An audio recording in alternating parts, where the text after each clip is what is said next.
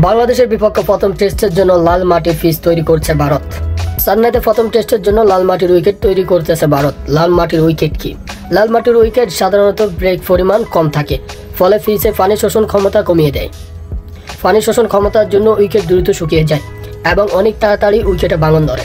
এই ধরনের উইকেটে বাউন্স থাকে প্রচুর, তাই শুরুর দিকে পেসাররা সুবিধা পায়, কিন্তু যত সময় যায় পিচ স্পিন ফ্রেন্ডলি হতে শুরু করে।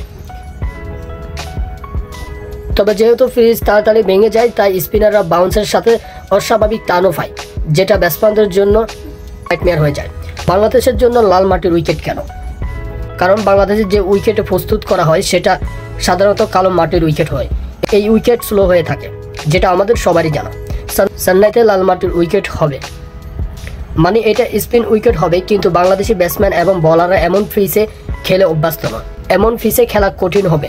পিচে বাউন্সের কারণে এমন উইকেট ইউজ করার মতো বলার আমাদেরও আছে। বাংলাদেশের জন্য গেম চেঞ্জার হতে পারেন সাকিব আল হাসান, মেহেদী হাসান মিরাজ, তো অভিজ্ঞ স্পিনাররা, কারণ এমন উইকেট থেকে এক্সট্রা একটা বেনিফিট পেতে পারে বাংলাদেশি বলাররা। তবে মূল কাজ হচ্ছে ব্যাটসম্যানদের, কারণ রাউন্ডের বিকল্প কিছু নেই।